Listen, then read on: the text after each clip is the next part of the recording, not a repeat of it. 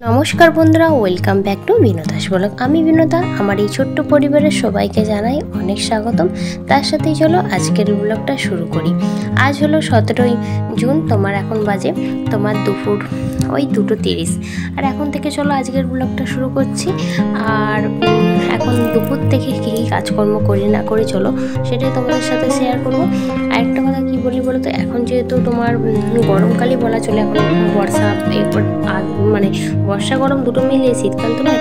জামা কাপড় বিকেলবেলা বলো সন্ধ্যাবেলা যখন কিছু ধুয়ে দিলে বা যে কোনো কাজ করে আনন্দ। কারণ শীতকালে যেমন বিকেলের পর দুপুরে ভাত খাওয়ার পর জল ঘাঁটতে গেলে গায়ে সত্যিই জ্বর এসে যায়। আর এখন গরমকালে কিন্তু সেই ব্যাপারটা নয় যে জ্বর আসবে তা নয়। এবার চলো এখানে তো বিকেলে দুপুরের বাসন ধুয়ে জামা কাপড়গুলো কিছু তুলে রেখে দিয়ে এলাম। দেখছি এখন রান্নাঘরে চলে এসেছে আটা মাখাতে, কারণ রাতে খাবার দাবারে যোগাযন্ত্র করতে।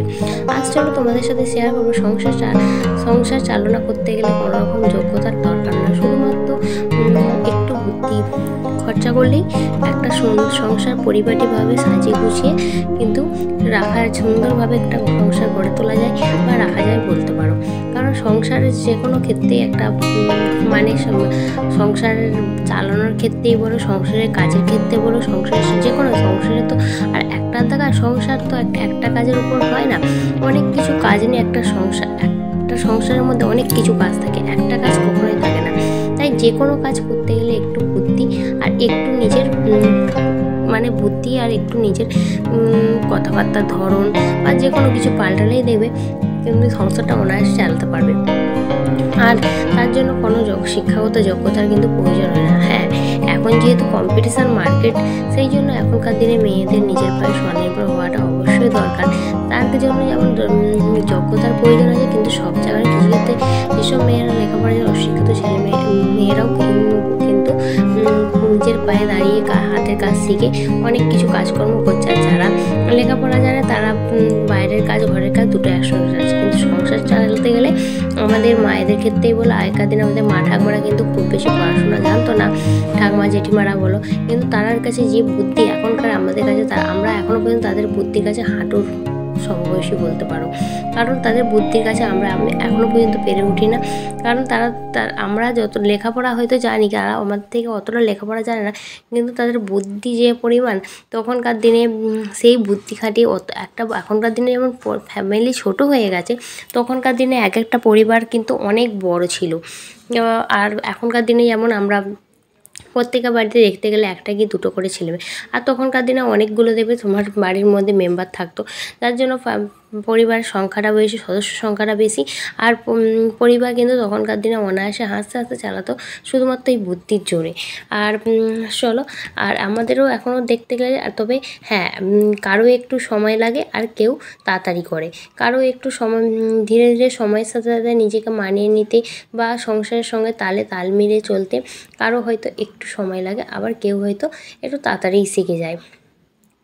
তবে হ্যাঁ, আমার মতে বলে যার একটু সময় লাগছে তাই আরও একটু ধীরে ধীরে সময় লাগছে, সেটা ধীরে ধীরে ভালোভাবে সে বুঝে শুনে এগোচ্ছে। আর যার তাড়াহুড়ো আছে সে তো আরও ভালো, কারণ সে তো সেখানে বোঝার মতো বুঝতে হয়। ওই যে বুঝতে হয় না যে তা নয়, কিন্তু ওই একটা কথা আছে না, শিক্ষার শেষ নেই। তাই শিক্ষা যে কোনো বয়সেই পাওয়া যায়।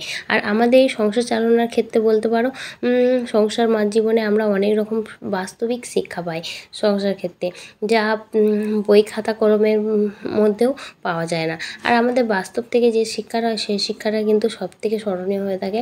আর সেই শিক্ষা কিন্তু বলার মতো হয় না। ওদিকে চলো, গতকাল রাত্রে তো রান্নাবান্না রুটি করে খাওয়া দাওয়া করে শুয়ে পড়েছিল। এটা হলো তার পরের দিন সকালে এদিকে ঘুম থেকে উঠে এই যে নোটে শাক নিয়ে এসছে, আর এখানে মাছ নিয়ে এসছে, আর একটু বেগুন নিয়ে এসছে। আজকে এই রান্নাবান্না করব, তার জন্য চলো সব বাজারগুলোকে আগে দেখে নেন। শাকটা খুব সুন্দর, একদম টাটকা শাক নিয়ে এসছে, আর বেগুনগুলো একদম দারুণ নিয়ে এসছে। কারণ অনেক সময় বেগুন সেই ফুটো থাকে, কালো থাকে, কুঁকড়ানো থাকে, শুকনো থাকে, না একদম দেখেই মনে হচ্ছে টাটকার। মাছটাও বেশ ভালো নিয়ে এসছে। লেজাটা অনেকটা বড় আছে, এখান থেকে চলো লেজাটাকে একটু হাফ করে 2 টুকরো করবো। কারণ লেজাটা যেহেতু আমি খাই, কিন্তু লেজাটা তো এত বড় লেজাটা মানে অসম্ভব, সেই জন্য একটু ছোটো করে নিলে কি সুবিধা হয়। আর যে সমস্ত বন্ধুরা আমার এই চ্যানেলে নতুন, তোমরা যদি আমার ভিডিও ভালো লাগে প্লিজ বন্ধুরা তোমরা আমার চ্যানেলটাকে সাবস্ক্রাইব করো, লাইক করো, নিজেদের মধ্যে শেয়ার করো। তোমাদের ভালোবাসা না হলে কখনোই আমি এগোতে পারবো না, এবং আমার এগিয়ে যাওয়ার ক্ষেত্রে তোমাদের সকলের ভালোবাসা আমার একান্ত কিন্তু প্রয়োজন। এবং এই ভিডিওর মাধ্যমে যদি কিছু ভুল ত্রুটি হয়ে থাকে তাহলে ছোট্ট বোন মনে করে ক্ষমা করে দেবে, বা আমার ভুলটা আমার কমেন্ট বক্সে জানিও, সেটা আমি অবশ্যই সংশোধন করে নেব। তোমাদের যদি কিছু জিজ্ঞাসা করা থাকে সেটাও তোমরা বলতে পারো। এবং আমার এই ভিডিও তোমাদের কেমন লাগে সেটা কিন্তু তোমরা জানিও, যে দেখছো যেখান থেকে, আর কে কোথায় থেকে দেখছো সেটাও কিন্তু জানিও। চলো, এখানে তো শাকগুলো, ওখানে মাছগুলো রেখে দিয়ে এবার শাকটা নিয়ে বসলাম। কারণ সত্যি কথা বলতে মাছ বাছা হয়তো বড় বড় মাছ বাছা কোনো ব্যাপার না, কিন্তু এই বড় মাছ আবার এই ছোটো শাক, এটা বাছতে একটু মানে একটা কাজ সহজ, একটা কাজ কঠিন। কিন্তু এবার চলো বাছতে হবে, তাই ভাবছি এতটা করবো না, হাফটা করবো, হাফটা রেখে দেবো। কারণ এতটা করলে হয়ে উঠবে না, নষ্ট হবে, সে খাবে না, পরের দিন আবার কোনো, তার থেকে মনে পরের দিন টাটকা করে খাওয়া যাবে। আর শাকটা যেহেতু পরিষ্কার শাক আছে তাই রেখে দিলে থেকে যাবে, অসুবিধা নেই। সেই জন্য শাকটাকে চলো বেছে হাফ শাক করবো, করে আর হাফটা রেখে দিয়ে তারপরে করো। কারণ শাক তো যে দেখতে গেলে আমরা বাড়ির মধ্যে ওই 2-3 জন আর কি খাই, সবাই খায় না। বাড়িতে যেহেতু 5 জন আছে, 5 জনের মধ্যে 2-3 জন মানে আড়াইটা মানুষ বলতে হয়, একজন খায় না খাওয়ারই মতন, আর 2 জন পুরোপুরিভাবে খায়। হাফজন খাবে, হাফজন খাবে না, এরকম করে তাতে পুরোপুরটা করে না। শাকটা অনেক, শাকের মধ্যে কুমড়ো পড়বে, বেগুন পড়বে, তাই না হাফটাই করলাম। দিয়ে রান্নাবান্না করে রেখে দিয়ে আর এদিকে স্নান করে ঘরে চলে এসেছি। আর ঘরে এলাম, আর এসে এদিকে চলো মাথা আর সিঁদুর পরে নিই, তারপরে ওদিকে রান্নাঘরে গিয়ে তোমাদেরকে দেখাচ্ছি কী কী আজকে সারাদিনে রান্নাবান্না হলো। কারণ সংসারে তো আর কাজের শেষ থাকে না, একটার পর একটা কাজ করতে শুরু করলে কাজের শেষ হয়। আর যখন কাজ করবো না মনে হয় না কাজ আজকে আর নেই, কিন্তু যখন কাজ করবো মানে করে যেতেই হবে, যে কাজের শেষ হয়। যখন করবো না মানে কাজ যেন চোখের সামনে দেখতে পায় না। কে আমার মতো এরকম ফাঁকে গাছ? আর আমি তো মনে মনে আগের সময় এরকমই করি, আবার মনে মনে ভাবলে যেদিনকে কাজ করার ইচ্ছা হয় না সেদিনকে দেখবে সত্যি কথা বলতে একটুও কাজ করা থাকে, সত্যি কোনো রকমের না করলে নয়, করার মতো কাজ করা হয়। আর তারপরে আমাদেরও তো শরীর, তাই ভালো মন্দ সব কিছু মিলিয়েই কিন্তু এই শরীরটা বলতে পারো। তাই নিজেদের ক্ষেত্রে বলো বা সংসারের ক্ষেত্রে বলো, যে কোনো ক্ষেত্রে বলো, কাজের মাধ্যমে নিজেদের কিন্তু খেয়াল রাখাটা বা নিজেদের শরীরে বিশ্রাম দেওয়াটা দরকার। কিন্তু নাহলে দেখবে পরবর্তী একটু মানে যেমন শরীরে বুঝবে তেমন অনুযায়ী কাজ। কারণ একভাবে অনেকক্ষণ না খেয়ে দিয়ে না একভাবে কাজ করে দেবেন, দেখবে নিজের শরীরেও প্রেশার করে, নিজেদেরও সেটা কষ্ট হয়, আর সেটা শরীরের পক্ষে দেবে একদমই অতটা ভালো না। সেই জন্য একটু রেস্ট নিয়ে বসে বা নিজের শরীরের সুবিধা মতো কাজ করা কিন্তু ভালো।